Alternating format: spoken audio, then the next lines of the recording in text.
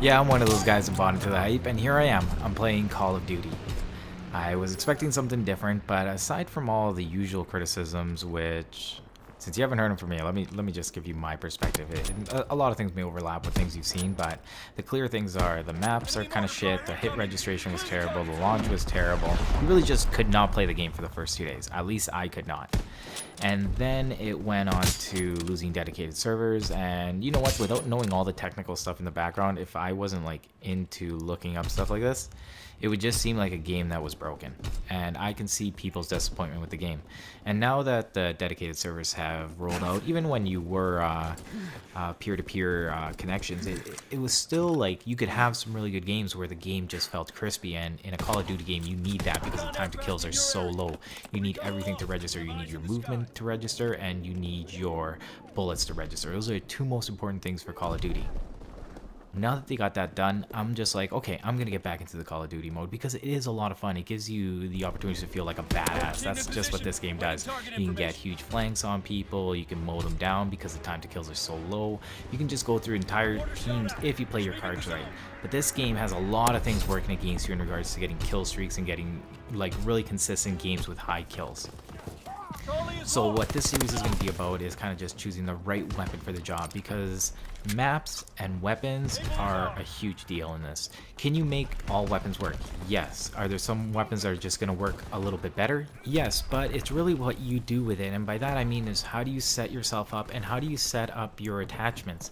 There are some really crazy combos out there for people that just know how to make it work. You got to play to your strengths and play to the strengths of the gun. I'm just trying to get back into the swing of things, and I like how fast it is, and I'm starting to finally get a feel for like how the spawns work and how fast you can really move in this game. Like the dive mechanic in this is super quick and get you out of a lot of trouble. There's a lot of actual like structures you can mantle on. Now I say a lot, but that's only because the game's like new to me, so every time I see a new spot I'm like, wow, that's cool. But the maps are so small that I know that there actually isn't that many. The detail in the old Call of Duty games was so much more involving tall grass, fences. They had some flow, but when you have just very basic lanes, it makes it a little bit more deadly for the other classes when you have good people on the other end of just rifles looking down scopes. Enemy contacted, able. So one of the best ways to succeed with SMGs is to play in the smaller levels that you can move around as quickly as possible from cover to cover. This is one of those levels. It makes SMGing a lot easier. If you have advanced perks, if you worked up your class and you're even faster, which I don't even think I have unlocked at this point of this video, you have to prestige for one of the ribbons here, so that's a completely different system. I did end up prestiging just a couple of days ago, working this class back up, and I'm using the energetic just to kind of keep you on your toes.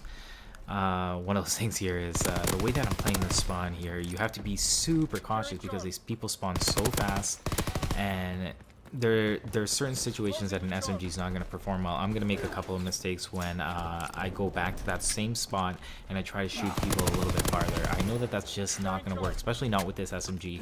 I think there's another SMG that has a little bit better range and less damage drop off. We're going to have to look a little bit deeper into this game. I'm still kind of feeling out to see how much I actually want to get into it. I find that when I just pick it up to play, it's a lot of fun. You don't really need to be super familiar with this game to do well. You just have to know the basic concepts of Call of Duty, which is looking at your radar, always pre-aiming lanes that you're expecting people from, and then just being fast. And in this game, you're surprisingly fast. Running, crouching, jumping, all these little movements in this game they're actually really smooth. Like, I really enjoy how quick you can feel in this game.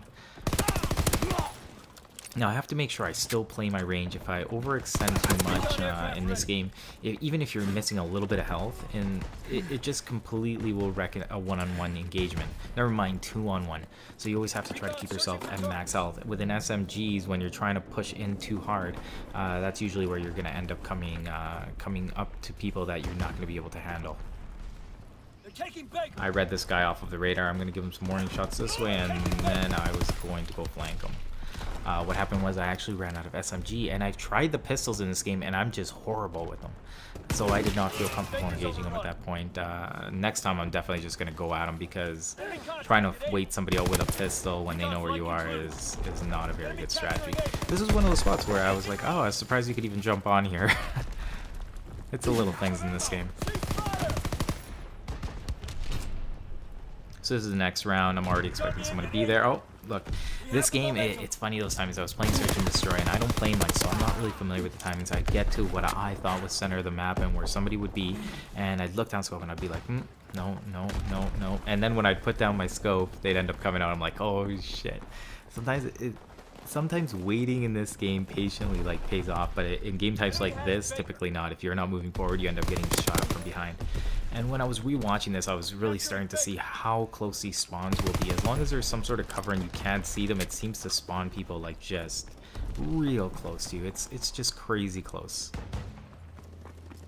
B captured.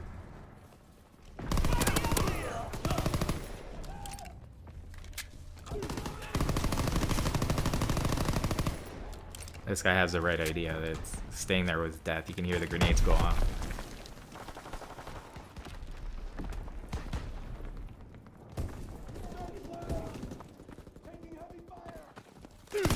I stopped shooting because I assumed he was going to die. As you start playing Call of Duty more, you start to get a feel for when guys should die as you're killing them. And that's part of the crispiness of the game. If the hit registration is not working well, this game sucks.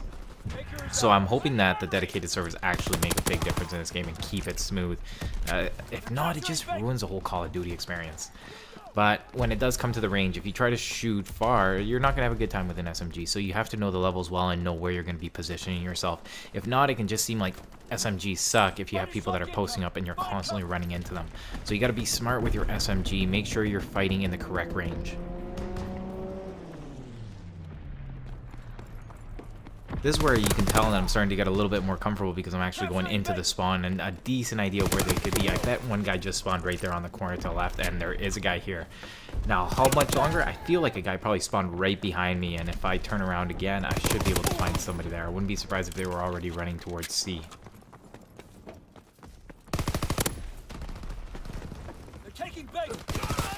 And in Domination, the score is a lot lower. It's 50 per kill, unless, of course, you're defending or capturing something.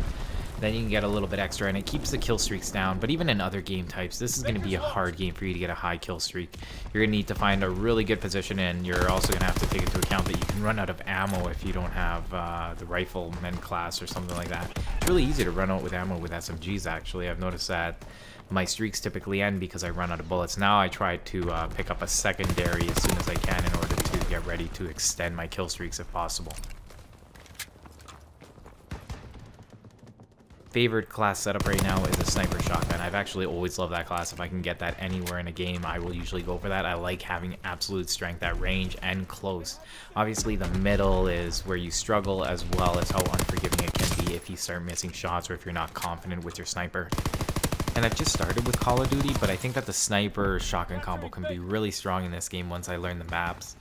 But when it comes to domination and game types where you really need to be moving, I enjoy the SMG class. It was probably my go-to class when I did play a lot of CoD. I do like moving around the levels really fast. I like taking advantage of spawns and all those little tricky things that you can do if you're just fast thinking on your feet.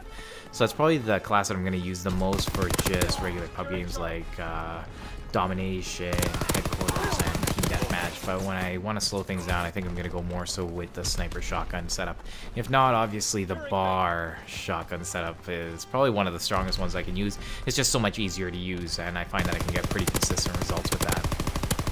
But I'm going to keep pretty much doing a couple of videos of Fortnite. I'm going to throw in some Call of Duty. I played some Titanfall, guys, and I was not impressed with the way that they did the grapple. There's so many things you cannot do now that you were able to do before. And I don't even think it was a smart choice design-wise or even just for the accessibility of the game. And I put a couple of clips together just to show the things that you can't do. But then I'm just like, what's the point? I'm just going to enjoy games for what they are. And Titanfall, unless you guys really want to see something, I think they actually just butchered the grappling hook. It feels gross. It doesn't feel intuitive like it did before. I actually liked where Titanfall was in the past, even when I was complaining about phase shift. I never even wanted it to go down to 1. I thought 2 and just slow it down so with tactical you weren't getting it back immediately and being able to just practically spam it. I did feel a little bit more like the Super Soldier before they changed a few of the weapons. Remember when they were talking about increasing the time to kill? They kind of did that by just slowing down some players and taking away some accuracy of some of the guns. And to be honest, I'm not a huge fan of that. Anyways, that's an argument for another time. I hope you guys enjoyed this episode. Again, let me know what you guys think. I'm Paper, cut to you, and I'll see you guys next time.